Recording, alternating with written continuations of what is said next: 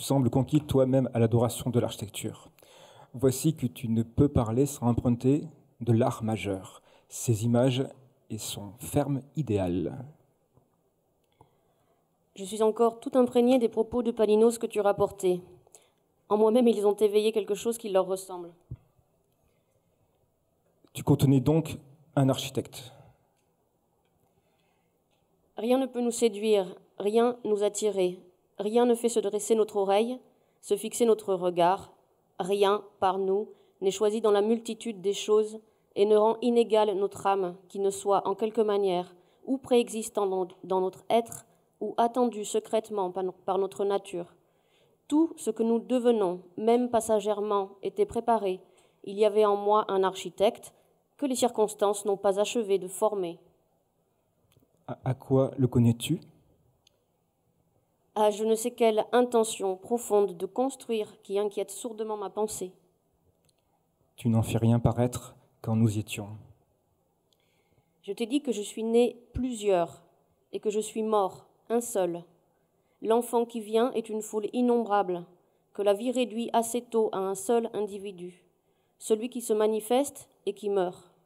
Une quantité de Socrate est née en moi, d'où peu à peu se détacha le Socrate qui était dû au magistrat et à la ciguë. Et que se sont venus tous les autres. Je te déteste. Idées, ils sont restés à l'état d'idées. Ils sont venus demander à être, et ils ont été refusés. Je les gardais en moi, en tant que mes doutes et mes contradictions. Parfois, ces germes de personnes sont favorisés par l'occasion, et nous voici très près de changer de nature. Nous nous trouvons des goûts et des dons que nous ne soupçonnions pas d'être en nous. Le musicien devient stratège, le pilote se sent médecin, et celui dont la vertu se mirait et se respectait elle-même se découvre un cacus caché et une âme de voleur.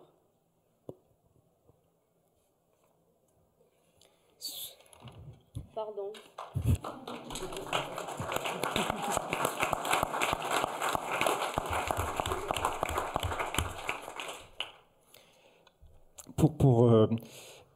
Ce qui est intéressant dans le discours de Paul Valéry a aussi ses idoles. Et son idole premier, c'est Stéphane Mallarmé. Stéphane Mallarmé, dans le texte de Palinos, il parle d'un certain Stéphanos. Donc il fait référence à Mallarmé. Mallarmé parle du coup de dé. Un coup de dé jamais n'abolira le hasard. Et dans cette notion de coup de dé, on peut mettre aussi en abîme, une abîme de plus, de dire que ces dialogues, ces trois actes, représentent peut-être pour nous un jeu, et on a jeté des dés. Alors c'est à chaque fois 2 dés, et on a des nombres qui se passent.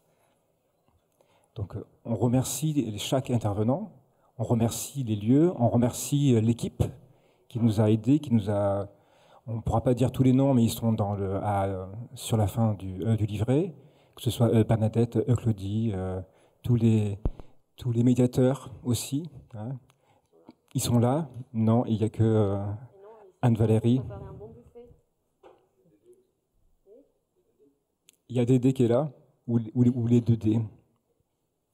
On peut, sur cette notion de dés, ou peut-être de coups, ou de rapport à la main, on peut parler de ce que nous aussi, parce qu'avec notre main, on a écrit des choses, et il y a des propos qu'on a retenus, qu'on a mis en valeur, qu'on a mis qu'on a pris, qu'on a tiré peut-être, et on pourrait parler d'écoute,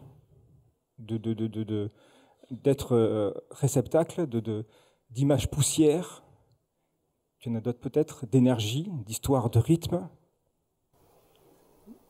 Je ferai écho, alors peut-être avec d'autres mots qui vont venir, mais cette idée finalement du tunnel creusé par 2 interlocuteurs, où on en arrive au terme de ces 2 jours, où j'ai l'impression qu'on a une véritable fourmilière, et où finalement d'autres dialogues se sont créés à travers d'autres sessions, d'autres personnes.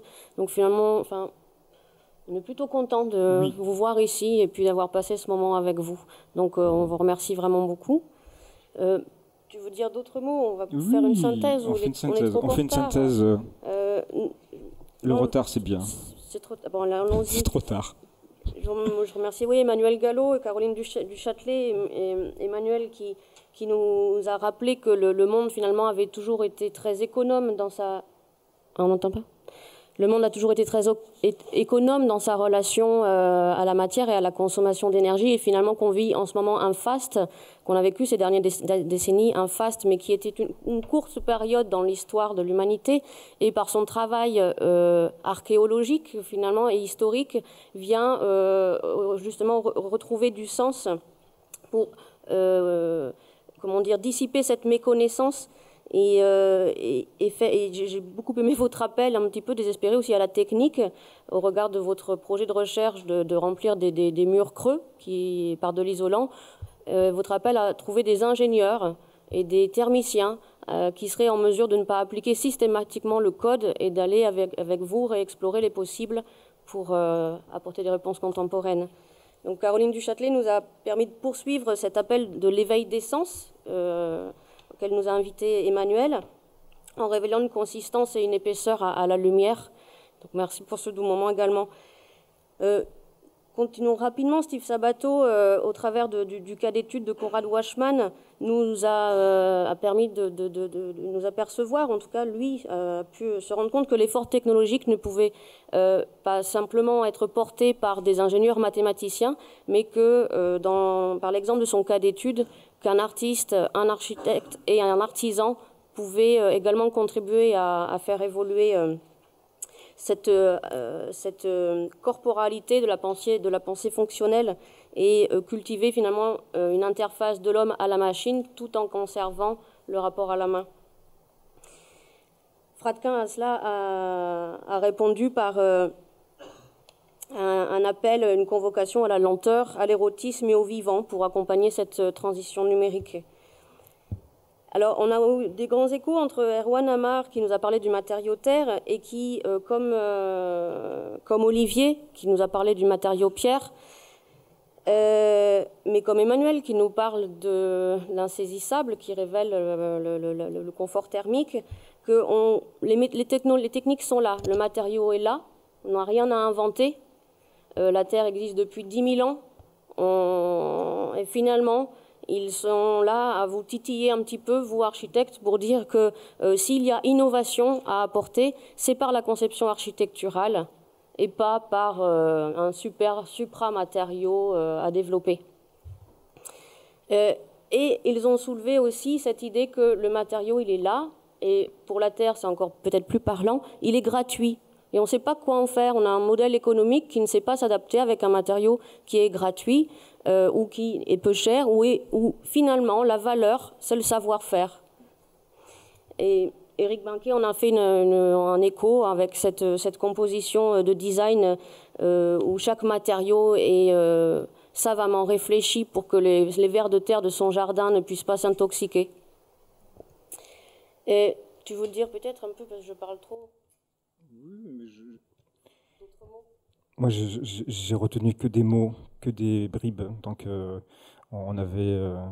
on peut revenir sur Benké. Oui, il y avait cette notion de transformer, d'écouter la matière, de lourd, de très stable, de logique. Avec les solutions sont déjà là, elles existent. Il y a une certaine rencontre de la matière, sur des notions de géométrie, de découverte et de redécouverte des innovations, une façon de réinterroger la réalité. D'écouter. Il y a une notion de fuite en avant, peut-être. Après, sur le dialogue entre Jean-Yves Blaise et Agathe Rosa, donc, on était on montre ce qu'on ne sait pas. Il y a des outils de découverte, des idées d'harmonie, de vibration et de dilatation dans la lumière. Des rapports au monde aussi, et une manière de douter, de révéler. Surtout d'essayer, c'est ce que disait Jean-Yves Blaise, essayer d'avoir de l'audace. Tout ce qu'on pense et tout ce qu'on fait, c'est une manière de réduire le monde, de garder peut-être que l'essentiel. Le dialogue entre Colette Tron et les tiers-lieux et Georges Donc c'était intéressant de toutes ces notions liées au numérique et cette manière de faire travailler l'esprit, de convoquer les différentes capacités, qu'elles soient numériques ou manuelles. Et de la bienveillance aussi, par ce mot d'intelligence qu'on affecte à la technique, de travailler ensemble pour conduire à une ville bienveillante et pas seulement surveillante. Et là encore, écho entre le travail de la proposition de Colette Tron, qui nous aura parlé de matière, qu'entre matière et esprit, il y a la mémoire. Et je trouve que là aussi, on a eu de nombreux échos avec Olivier et d'autres qui nous ont parlé potentiellement de cette perte. Et Tillman qui a évoqué l'éventualité que l'oubli et que cette perte soit une nécessité aussi. Question de pérennité, de monumentalité par Frédéric Enodi, des questions de trouver des formes, de synthétiser l'univers. Donc ça c'était plus Herman Parrett. Sur la question aussi du discours du chirurgien, le rapport à la main. C'est intéressant, tous ces différents métiers, tous vos coups de dés, toutes vos expériences à chacun. Qu'est-ce que nous avons d'autre? Sur de retrouver l'intelligence. Ce qui était bien avec Christelle, c'est que Christelle, elle met des notions, et les notions, ce sont des verbes, et on a tout ce qui est rapport à la main, donc que ce soit dans assembler, couper, coller, anticiper, modeler, voir, toucher, emboîter, remarquer. Tu en as dit, Christelle. Empiler, agencer, diviser, additionner, soustraire, sculpter, dégrossir, extruder, éclater, ôter, écailler, découper, façonner, tailler, extruder, trancher, répéter, assembler, finir, coller, fusion, isoler, ôter, transmettre. Thomas, dans une manière de dilution ou d'acceptation dans la transcription, une manière sincère, ou du moins une sincérité du contenu, une manière de concilier peut-être entre une manière d'avoir une posture. Questionner l'inattendu, de dire que l'architecture est aussi matière. Et on est revenu sur la notion d'écoute, la notion d'écoute de la main et le rapport avec Tillman, intéressant entre le rabot et le robot. Hein, c'est assez beau. Avec Tobias, manière de nous reconnecter, de retrouver l'harmonie ou la structure qu'il y a en nous, de faire bouger le vide, d'associer, de tester, de ressentir, de tripoter, comme Tillman a dit, et tous ces outils de composition. Si on revient sur donc un coup de dé jamais n'abolira le hasard de Stéphane Mallarmé, si on répète cette notion de dé et les derniers mots du poème de Mallarmé, il dit ce sont les dés, ils sont veillants, doutants, roulants, brillants et méditants avant de s'arrêter à quelques points derniers qui le sacrent, toute pensée émet d'un coup de dé.